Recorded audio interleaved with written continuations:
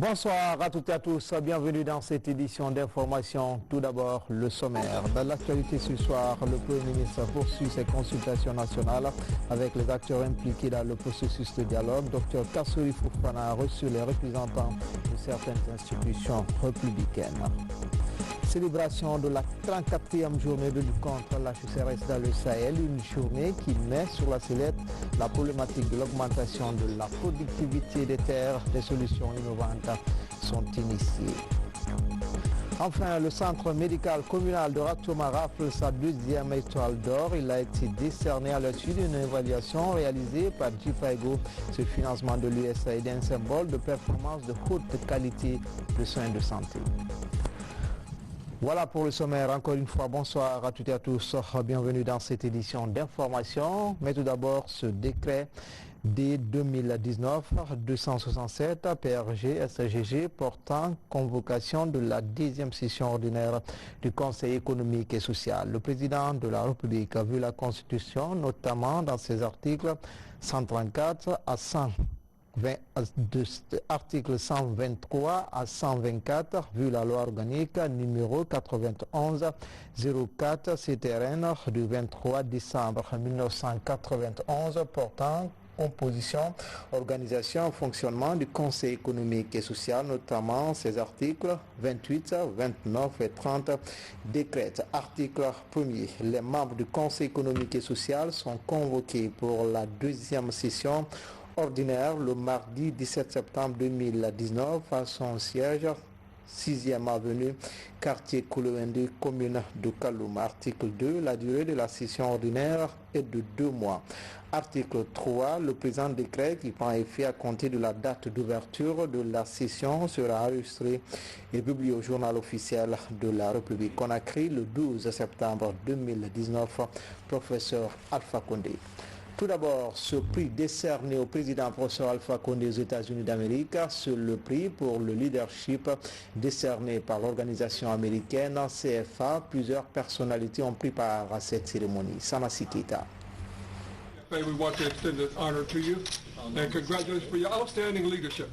C'est un prix pour le leadership extraordinaire qui est donné au président de la République. L'initiative est signée CFA, Constituency for Africa, une organisation noire américaine qui œuvre en faveur de la mobilisation de la diaspora noire dans le secteur public et privé, avec à la clé s'intéresser à l'Afrique pour promouvoir les initiatives de développement. Le récipiendaire de cet important prix se réjouit fortement. D'abord, je dois vous remercier de cette charmante réception. En effet, il est extrêmement important pour nous de développer les relations entre nos Africains et nos frères nord-américains. Je pense que nos frères peuvent jouer un très grand rôle dans le renforcement des relations entre les États-Unis et l'Afrique. Vous savez que l'Afrique a les plus grandes ressources tant minières qu'agricoles. Malheureusement, notre retard encore du fait de la non-maîtrise de l'énergie et des infrastructures fait que nous ne pouvons pas jouer encore le rôle que nous devons jouer, mais nous sommes certains que l'Afrique sera l'avenir du monde. Comme je l'ai dit tout à l'heure à notre ami, nous avons raté la première révolution industrielle à cause de l'esclavage, puisque l'esclavage a vidé l'Afrique de ses forces vives qui pouvaient être transformées.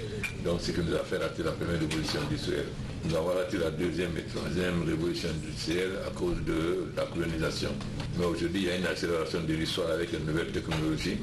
Et les jeunes Africains n'ont rien à envier aux Européens ou aux Américains en ce qui concerne la maîtrise des nouvelles technologies.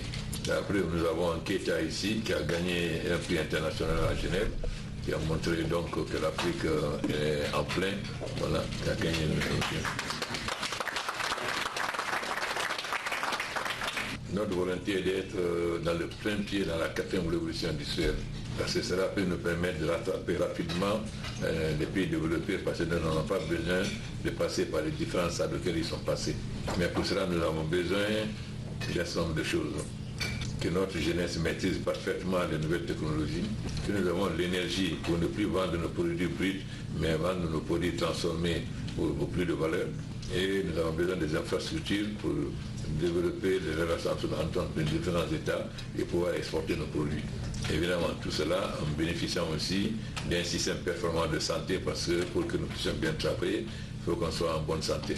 Et si nous maîtrisons cela, nous sommes certains que l'Afrique sera le continent de l'avenir. Parce qu'en 2050, l'Afrique sera le continent le plus peuplé, mais surtout le continent le plus jeune, parce que nous avons une forte population de jeunesse. Alors que les autres continents vieillissent, que ce soit l'Europe, l'Asie, ils vieillissent par rapport à la population jeune est moins forte que chez nous. Le président Alpha Condé compte renforcer surtout les relations entre l'Afrique et les États-Unis d'Amérique à travers la participation massive des Noirs américains. Nous avons beaucoup d'hommes d'affaires parmi nos frères noirs américains. Notre frère est un exemple. Nous souhaitons qu'ils se tournent davantage vers l'Afrique et qu'ils soient aussi des ambassadeurs de l'Afrique auprès du gouvernement américain et des différentes entreprises américaines. Vous savez, il y a quelques années, lorsqu'on parlait de l'Asie, on parlait des peuplades jaunes. Mais avec le développement du Japon et de la Chine, aujourd'hui, on respecte les peuples asiatiques. Et je suis certain que lorsque l'Afrique fera sa transformation, c'est en ce moment qu'on respectera les Africains dans les Noirs dans le monde, ce qui n'est pas le cas aujourd'hui. Mais c'est la montée de l'Afrique. Donc nous avons une destinée commune des Noirs américains et des Noirs africains. D'abord, vous venez d'Afrique. Donc vos racines viennent d'Afrique. Et plus l'Afrique monte, plus vous montez, plus vous serez respectés. Alors nous allons nous battre pour que l'Afrique soit l'avenir du monde et que les Noirs soient plus respectés, aussi respectés sinon plus que les Blancs. CFA, Constituency for Africa, est une organisation noire américaine. Elle existe maintenant depuis près de 30 ans. Consultation nationale après la commission électorale nationale indépendante. Le chef de gouvernement était ce jeudi à l'hémicycle. Dr Ibrahim Kassory Fofana et les élus du peuple ont abordé plusieurs sujets d'intérêt national, notamment l'élaboration d'une nouvelle constitution. Abdoulaye Ningelande Diallo, Mohamed Yansani. Au siège du Parlement guinéen, le Premier ministre et certains membres du gouvernement rencontrent la représentation nationale. Au menu de discussion, l'organisation prochaine des élections législatives et l'élaboration d'une nouvelle constitution. Deux sujets qui passionnent et qui alimentent l'actualité en Guinée. Pour les élections législatives à venir, évidemment, la position de tous les intervenants était que il faut faire en sorte que nous puissions enfin avoir les élections législatives dans la date approximative qui a été fixée par le pouvoir exécutif. Évidemment, dans les détails, nous avons proposé les uns et les autres une démarche pour faire en sorte que ces élections soient propres, soient crédibles et se passent, n'est-ce pas, sans pression, d'où qu'elles viennent. Mais l'essentiel est qu'elles soient propres et crédibles. En ce qui concerne le débat sur une nouvelle constitution, le président de l'Assemblée nationale souhaite que les Guinéens mettent de côté leurs différends afin de comprendre la nécessité et les avantages de son élaboration. Je voudrais vous dire une chose. Ce débat a été trop passionné, le débat sur le problème de la constitution a été trop passionné, alors que nous sommes confrontés à un problème réel. La constitution qui a été adoptée en 2010 a fait son temps. Il n'y a pas un seul pays au monde où ceux qui sont chargés de rédiger une constitution la rédigent, cette constitution est promulguée, elle entre en vigueur, et que cette constitution, n'est-ce pas, reste là toute la vie durant. Ce n'est pas possible parce qu'au fur et à mesure, n'est-ce pas, qu'on la pratique, on l'utilise, au fur et à mesure que le temps passe, il y a un certain nombre de dispositions qui sont dépassées et qui a lieu de revoir. A précisé que cette première journée de consultation à l'Assemblée nationale est marquée par l'absence des députés du groupe parlementaire libéral-démocrate et celui de l'Alliance républicaine.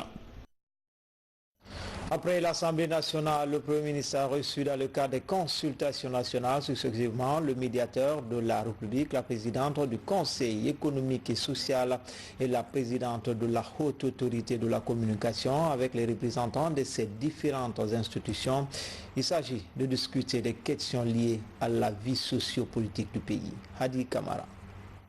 Le Premier ministre Dr Ibrahima Kassory Fofana a reçu le médiateur de la République en compagnie de ses proches collaborateurs. Dr Ibrahima Kassory Fofana a planté le décor de la rencontre avant d'écouter le médiateur de la République, Mohamed Seydou Fofana, sur sa lecture de la situation sociopolitique de la Guinée. Tout s'est bien passé. Le Premier ministre nous a informé des instructions qu'il a reçues du chef de l'État pour organiser une consultation de tous les citoyens. Et nous avons salué cette initiative et très certainement nous apporterons notre contribution à la réflexion. Juste après Mohamed Seydou Fofana, Dr Ibrahima Kassory Fofana a rencontré la présidente du Conseil économique et social. C'est un parlement économique et social à caractère consultatif, un forum de dialogue où se cherchent et s'obtiennent des solutions adéquates pour le développement du pays. C'est à ce titre que le Premier ministre Dr Ibrahima Kassory Fofana a recueilli ses avis. Ce qu'il y a lieu de dire, c'est d'apprécier la démarche, le dialogue, la concertation pour rapprocher les Guinéens les uns des autres, pour que les Guinéens acceptent de se parler et de s'écouter dans l'intérêt supérieur de la nation. Maintenant, la concertation elle-même, comme vous le savez, vous avez écouté le Premier ministre, vous avez écouté le chef de l'État, il doit rendre compte, il faut aller de l'avant dans la concertation et s'écouter et se parler. Toujours dans le cadre des consultations nationales avec les acteurs sociopolitiques de la nation, le chef du gouvernement échange ici avec la présidente de la Haute Autorité de la Communication, la HAC, organisme de régulation et de contrôle qui a qualité de veiller au respect par les organes de presse des obligations prévues par les lois et règlements en matière de communication en Guinée. En tant qu'institution de régulation, nous avons dit au Premier ministre que notre rôle, c'est de réguler les médias. Ce qu'on a dit au Premier ministre, en cette période de dialogue et de préélectoral, nous veillons scrupuleusement à faire respecter par les médias la loi sur la liberté de la presse. Il faut nécessairement qu'il y ait la paix et que les médias puissent être des acteurs de la préservation de cette paix et de l'unité nationale. Pour ce jeudi, le Premier ministre Dr Ibrahima Kassory Fofana a appréhendé les grandes tendances de l'opinion des différentes institutions républicaines en vue de se faire une idée de chaque position sur les questions d'intérêt national. Allons à présent dans le Kakandé, là-bas, le principe de changement constitutionnel aussi alimente les discussions. Le débat a été posé hier à la Maison des Jeunes de Bokeh. Vous allez le voir, les échanges ont été riches et contradictoires. Bamba Kamara, Mamadou Saliouba. À Bokeh, dès le lever du jour, la ville reprend son animation quotidienne rythmée par la circulation incessante des taxis-motos. Au principal marché de la ville, les marchands s'attellent à étaler leurs articles. Dans cette ambiance matinale, des citoyens se sont exprimés sur le principe du changement constitutionnel dans notre pays. Comme toute chose évolue, donc la constitution elle doit être à mesure de la réalité du pays. Donc si on parle du changement constitutionnel, c'est très important. Les constitutions que la République de Guinée a connues auparavant ont été changées. Donc, si on parle du changement constitutionnel, c'est très bon. C'est peut-être l'adapter aux réalités du pays, par exemple. Je ne suis pas pour beaucoup de raisons. L'état où nous sommes, on n'a pas besoin de constitution. Pourquoi? Parce que d'abord, rien n'est réglé. D'abord, on a fait les premières élections communales. Jusqu'à présent, on n'a pas trouvé la résolution. On propose encore une autre élection. Donc ça n'a pas d'importance. Pour ça, avant de changer la constitution, il faut d'abord qu'on règle d'abord ce qu'on a débuté. Premier cerné la question, les Bokeka ont rallié la maison des jeunes de la ville à la rencontre du collectif des enseignants pour la participation au débat national. Acteurs de la société civile, représentants des partis politiques et cadres de l'administration ont longuement échangé avec les spécialistes du droit sur le changement de la loi fondamentale dans notre pays. À partir du moment où on naît, on grandit et on meurt, la loi est une uniformité. Elle évolue en fonction de cette séquence. Quand la nécessité est là, pourquoi ne pas la changer? Moi, je pense qu'il n'y a pas beaucoup de discussions. L'essentiel est qu'on se comprenne. Il y a des articles, sur la forme, sur le fond, il y a des problèmes. Donc quand on soulève ça, les gens se sont sentis vraiment satisfaits et on a repéré des anomalies et des éléments qui peuvent être changés automatiquement et qui nécessitent d'ailleurs le changement global de toute la Constitution. Mais avec les propositions concrètes désormais, s'il y a une nouvelle Constitution, qu'est-ce qui doit figurer? Le débat sur le principe de changement constitutionnel va se poursuivre dans d'autres villes du pays. L'idée est de permettre à un maximum de citoyens de s'exprimer sur cette question d'intérêt national. Dans le reste de l'actualité, les travaux de la deuxième session du conseil d'administration de l'ANAFIC s'y sont achevés à Conakry. Les panélistes ont examiné les différents contours liés au bon fonctionnement de cette agence de financement. Le plan de travail et le budget annuel 2019 ont été réactualisés au bénéfice des collectivités locales. Mohamed Lamine Kamara. Ici, au siège de l'Agence nationale de financement des collectivités ANAFIC, 2 jours ont permis aux experts techniques d'élaborer le plan de travail et le budget annuel actualisé de 2019. Ce document projeté affiche des résolutions qui s'articulent autour de 10 points. On a revu le manuel de procédure. Il y avait des trucs qu'on avait validés à la première session, mais qu'on a vu que ces actions n'ont pas pu être mises en œuvre pendant les 6 premiers mois. Donc on a essayé de valider ou de revoir toutes ces activités qui étaient programmées, qui n'ont pas été réalisées, soit par faute de retard, de passation de marché, parce que tous les marchés n'ont pas été passés à la fois. Les membres du conseil d'administration et l'équipe technique de l'ANAFIC ont également passé en revue les modalités d'exécution des dotations issues du Fonds national de développement. Ce mécanisme de fonctionnement de l'agence rassure les collectivités. Aujourd'hui, nous, en tant qu'élus locaux, nous, en tant qu'autorités à la base, vraiment, nous saluons la politique de développement de son Excellence, le professeur Alpha Condé. Vu l'élan technique que je vois au niveau de l'ANAFIC, je suis convaincu que le décaissement ne fera pas défaut et ça continue progressivement. Dans les prochains jours, une délégation du conseil d'administration et l'équipe technique de l'ANAFIC se rendra dans les collectivités pour une mission de contrôle et de suivi des chantiers en cours de réalisation. Guichet unique du commerce extérieur. Désormais, les transactions commerciales en Guinée se font sur une plateforme électronique. Le défi est d'accroître et sécuriser les recettes publiques, mais également faciliter les opérations. Mais les acteurs économiques sont-ils préparés à participer à cette révolution? Le directeur général du guichet unique du commerce extérieur répond à la question sur le plateau de l'entretien de Coloma. C'est une initiative présidentielle.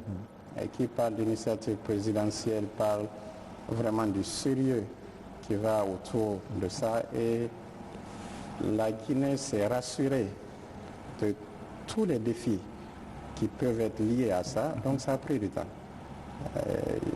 Il y a un comité technique qui était en place, non seulement pour évaluer et traiter tous les aspects de la mise en place du guichet unique, et faire en sorte que ça soit, comme les Américains le disent, a success story. Donc c'était bien réfléchi. Une réussite parfaite. Exactement. C'était très bien réfléchi. Et je suis sûr, avec votre collaboration, avec la collaboration de tout un chacun, particulièrement les opérateurs économiques, toute la Guinée, en principe, pour que ça soit comme l'a souhaité le président de la République, le professeur Alpha Condé. Le guichet unique est une plateforme neutre, transparente, et obligatoire, permettant aux acteurs privés et publics d'échanger toutes les données concernant toutes les formalités et procédures de commerce extérieur. Ça permet non seulement, ça va être vu comme une solution plus facile pour les opérateurs économiques, mais ça permet d'augmenter rapidement les recettes. L'intégralité de cette interview, c'est juste après cette édition d'information. La 10e session d'orientation stratégique du projet Booster les compétences pour l'employabilité des jeunes Bossèges s'est tenue à Conakry. La rencontre a porté sur l'évaluation des activités menées par l'équipe de gestion du projet. Le point avec Fatima Diallo. D'évaluation en évaluation, pour la 10e fois, l'équipe de gestion du projet Booster les compétences pour l'employabilité des jeunes passe devant le comité d'orientation stratégique pour examen. Les activités menées pendant ces 6 derniers mois sont passées au peigne fin pour cerner les avancées obtenues et dénicher les difficultés que rencontre la mise en œuvre du projet. À cela s'ajoute la résolution de la restructuration du projet. La restructuration touche beaucoup d'aspects. Premièrement, le don est fait en droit de tirage spécial et ensuite converti en dollars. Et ce droit de tirage spécial varie. C'est comme si vous aviez de francs guinéens au dollar, il varie. Si au départ, il valait 20 millions, maintenant il ne vaut plus 20 millions. Deuxièmement, c'est de limiter le nombre de sous-projets à financer. C'était 25, on est revenu à 15 par rapport à cela et par rapport aussi à l'effet d'expérience. Il faut attendre de voir qu'est-ce que ces 15 sous-projets donnent. Donc, et troisième point, c'est le temps d'exécution du projet qui a été étendu d'1 an. Il a aussi été question de l'évaluation du rapport sur l'avancement des activités du plan de travail budgétisé annuel 2019. À ce comité d'orientation stratégique, la pérennisation du projet était un débat.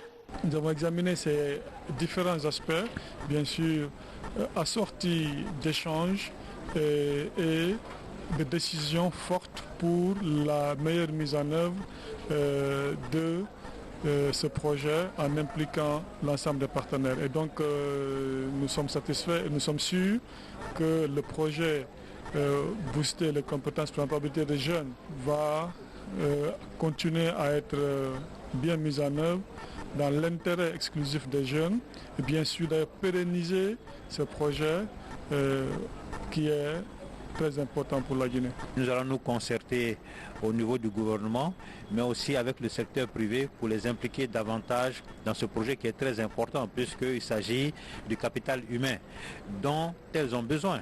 Et comment on doit faire pour qu'il y ait vraiment une collaboration très forte, très saine entre le projet et les entreprises du secteur privé, mais aussi des entreprises du secteur public. De nouvelles orientations sont définies par l'ensemble des parties prenantes du projet pour l'atteinte des objectifs assignés au Bossèges. Depuis 20 ans, l'Afrique célèbre la journée africaine de la propriété intellectuelle. Le 13 septembre de chaque année, une journée de l'occasion est mise à profit pour les institutions étatiques et la société civile de réfléchir aux stratégies et pratiques impliquant la propriété intellectuelle et la technologie afin de répondre aux défis du continent. La déclaration du ministre d'État, ministre de l'Industrie, est commentée par Abdul Karim Kamara. L'Afrique face aux enjeux de l'innovation et de la propriété intellectuelle. Depuis 20 ans, ces deux outils occupent une place de choix dans les politiques et stratégies de développement. Cette technologie est aujourd'hui à la croisée des chemins. Parmi les nombreux défis auxquels elle fait face, le changement climatique, un phénomène dont les corollaires impactent négativement le développement industriel et économique des États du continent noir. La menace est manifeste et compromet gravement l'avenir de l'humanité. Il faut donc agir au plus vite. À défaut d'inverser la courbe ascendante du réchauffement de la planète, il faut à tout le moins œuvrer à en atténuer les effets. De ce point de vue, la propriété intellectuelle et la technologie peuvent jouer un rôle majeur dans la création des conditions de résilience face aux effets du changement climatique en Afrique. Dans ce sens, l'information technique contenue dans les brevets d'invention devrait être utilement exploitée par nos chercheurs, notamment dans les domaines de l'énergie, de la production d'eau et des techniques agricoles, en vue de soutenir l'innovation pour développer des solutions endogènes aux problématiques de notre environnement. Par ce constat, l'impérieuse nécessité de préserver l'environnement interpelle à une synergie d'action. Pour relever ce défi, tous les États membres de l'Organisation africaine de la propriété intellectuelle, OAPI, sont mis à contribution. L'intérêt est de sensibiliser sur le rôle de la propriété intellectuelle dans l'approche des solutions aux effets du changement climatique. Dans ce cadre, le président de la République, le professeur Alpha Condé, chef de l'État, et l'ensemble du gouvernement guinéen ne ménageront aucun effort pour encourager et accompagner toute initiative visant la préservation de l'environnement et la réduction des effets du changement climatique sur le développement industriel et économique de notre pays. Je voudrais inviter la société civile, le monde de la recherche, les acteurs économiques à redoubler d'efforts et d'ardeur pour créer une synergie nationale afin de réfléchir aux solutions pertinentes et pérennes face aux défis de notre environnement et d'intégrer pleinement la technologie et la propriété intellectuelle comme moyen efficace de résilience face au changement climatique qui affecte notre beau pays. D'ores et déjà, l'OAPI travaille au projet de protection et promotion du système des obtentions végétales. Autre célébration ce 12 septembre, mais cette fois-ci il s'agit des 13 pays membres permanents inter-États de lutte contre la sécheresse dans le Sahel. Ils célèbrent la 34e journée, une journée qui met sur la sellette la problématique de l'augmentation de la productivité des terres. Cela à travers la promotion de solutions innovantes de lutte contre l'ensablement des cours d'eau au Sahel et en Afrique de l'Ouest. Explication Fodi Camara. Selon les statistiques de l'autorité du bassin du Niger, la moyenne interannuelle du volume d'eau écoulé du Niger sur la période de 1970 à nos jours est estimée à environ 160 milliards de mètres cubes d'eau. Malgré ce riche potentiel, dans l'espace sahélien et autres pays ouest-africains, le Niger et autres grands réservoirs sont menacés par la pollution et l'ensablement. Deux contraintes majeures qui interpellent les décideurs à renforcer les textes réglementaires et les actions contre la dégradation des berges des cours d'eau en Guinée et dans les 12 autres pays membres du SILS, le comité permanent inter-État de lutte contre la sécheresse dans le Sahel et en Afrique de l'Ouest. L'essentiel de l'irrigation agricole se fait dans notre région autour des grandes artères et bassins constitués principalement du fleuve Niger, du lac Tchad, du fleuve Sénégal, du bassin de la Volta et de la Comoé. Pour les populations de notre espace, ces cours d'eau représentent une immense richesse qui permet à des millions de personnes de vivre des activités de la pêche, de l'agriculture, du commerce et de l'industrie. Toutefois, le phénomène d'ensablement, les eaux usées et les déchets industriels qui y sont jetés, la propagation des plantes aquatiques envahissantes ainsi qu'une pluviométrie globalement en baisse réduisent progressivement l'accès de nos agriculteurs aux ressources hydriques. Le Niger, le fleuve Sénégal, le bassin de la Volta et le lac Tchad sont touchés par l'érosion et la pollution. D'immenses ressources en eau à protéger par des politiques visant à accroître la productivité des terres par la promotion de solutions innovantes. Il est urgent de promouvoir un nouvel équilibre écologique au Sahel et en Afrique de l'Ouest, à travers notamment la coordination et l'harmonisation des stratégies, le renforcement de la coopération scientifique et technique, la capitalisation des expériences, la diffusion des informations et le renforcement des capacités des différents acteurs. Aussi, voudrais-je engager le SILS en synergie avec la CEDEAO à conduire une large concertation avec toutes les autorités du bassin afin de faire l'état des lieux de nos ressources partagées et soumettre aux États membres une proposition de politique régionale intégrée de gestion durable des ressources en eau. À la faveur de la Troisième République, depuis octobre 2011, la Guinée est membre du SILS. Aujourd'hui, pour répondre à ce besoin de plaidoyer, la 34e journée du comité permanent inter-État de lutte contre la sécheresse conscientise l'opinion sur la problématique préoccupante de l'ensablement, un mal pernicieux qui provoque une lente agonie de quelques cours d'eau.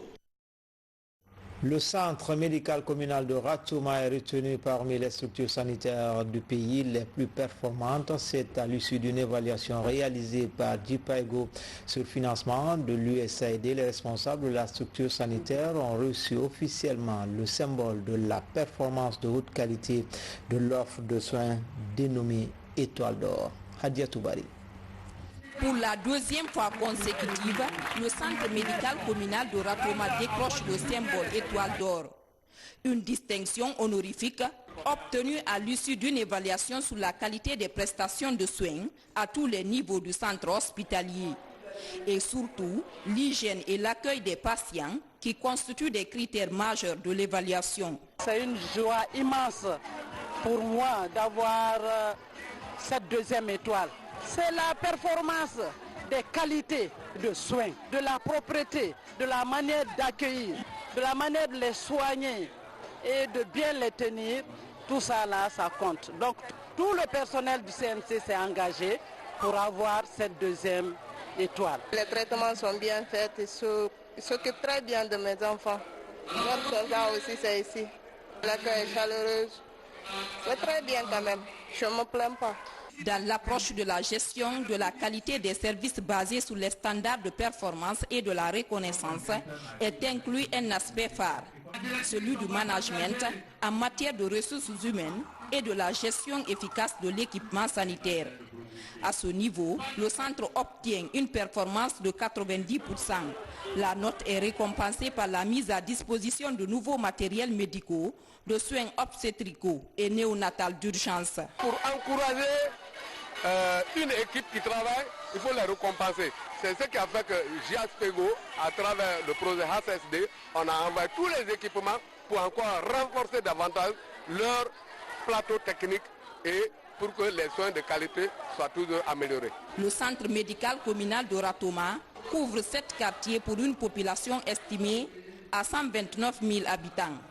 Cette nouvelle distinction de la structure sanitaire lance un nouveau défi au personnel soignant en vue du maintien des acquis de haute qualité de soins. L'étoile est donnée parce qu'on a fait des évaluations successives et on s'est rendu compte que les critères que nous avons définis ont été remplis.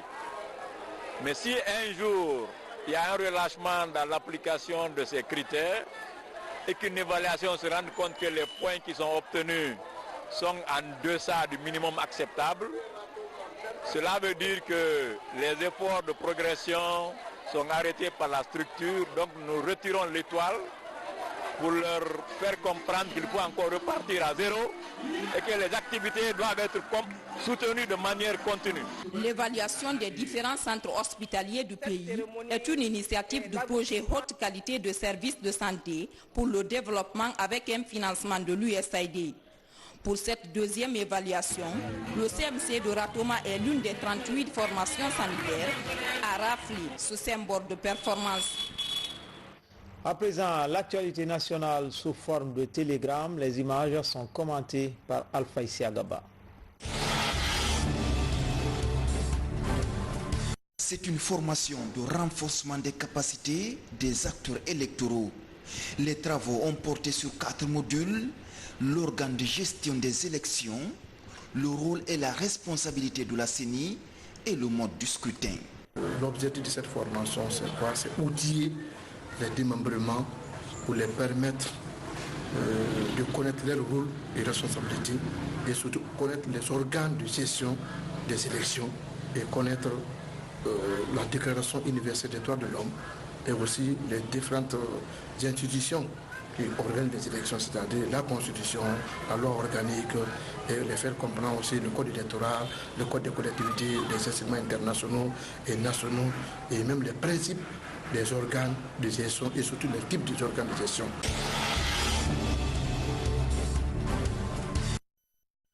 Partout dans le pays, le débat sur le principe d'une nouvelle constitution occupe les esprits. Dans la ville paisible de Dalaba, acteurs sociaux et populations échangent sur le sujet.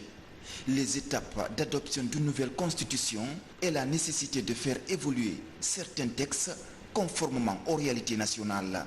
Les avoir informés suffisamment sur la notion de constitution sur les circonstances d'établissement d'une constitution dans un cadre général et sur l'effectivité de ces circonstances, des raisons invoquées dans le cas guinéen. En considérant le commerce transfrontalier de la sous-région ouest-africaine comme un facteur d'intégration et moteur de développement économique, les jeunes, dans une harmonie au sein de la Jeune Chambre internationale, initient des panels de formation sur la politique commerciale et l'harmonisation fiscale dans l'espace CEDEAO. Nous avons aujourd'hui expliqué très bien les bienfaits donc de cet espace et dont les principaux outils commerciaux ont été le schéma de libéralisation des échanges au niveau continental, au niveau de l'espace CEDEAO, mais aussi la création du tarif extérieur commun. Ces 180 bidons de gasoil, soit 3600 litres, viennent d'être saisis par les brigades anticriminalité. C'est un minibus en provenance de Bokeh qui les transportait à Conakry. Selon le convoyeur, le carburant vient des réservoirs des camions d'une société minière à Bokeh. Ils sont transportés nuitamment en brousse dans le village appelé Kaboy, situé à 20 km de la région. Interrogé sur le mode par lequel il a eu ce carburant, il nous aurait dit que c'est les camions qui transportent des minerais qui donc ont vidé les réservoirs pour leur vendre. Et ils sont habitués des faits, et c'est cette pratique qui est là-bas à ce niveau-là. C'est ce qui nous a conduit donc à dire que ça c'était une affaire très sérieuse et auquel il fallait s'intéresser. Et nos hommes donc m'ont rendu compte et j'ai tout de suite intéressé, j'ai ordonné plutôt d'interpeller le monsieur et de le conduire devant nous afin que nous les mettons à la disposition des services d'enquête. Enfin, à Choura, les musulmans célèbrent la fête du Nouvel An. Bambeto, commune de Ratouma, le ministre de l'Unité nationale et de la citoyenneté a partagé cet après-midi la joie de vivre l'événement du Nouvel An aux côtés des fidèles de la mosquée de Bambeto, justement à occasion de rappeler le message de paix et d'entente du gouvernement. Le point avec Tiernos Mandialo. La mosquée de Bambeto dans la commune de Ratouma. Après une cérémonie de lecture du Saint-Coran, place au langage d'humilité et de respect. C'est la célébration de l'Achoura, la fête du Nouvel An musulman. Un moment où les fidèles renouvellent leurs vœux auprès de leurs responsables, leurs parents et leurs belles familles. Les propos sont tenus autour du symbole que représente la Koula, enveloppée de cette manière dans la pure tradition, pour rappeler la place qu'accorde l'islam et nos coutumes au respect d'autrui. ɓe weltano Allah subahanahu wa taala tawnuɗo hitande heyre nden ɓe toro Allah kañ ko jaɓanede dewe feƴƴude ɗen ɓe toro Allah dandede masiboji. Les musulmans doivent se retrouver en début d'année et prier Dieu de pardonner les péchés qu'ils ont commis l'année précédente et les protéger des malheurs. Et comme nous l'ont appris nos parents, la religion, c'est le respect. Lorsqu'on retire le respect de la religion, il n'y a plus de religion.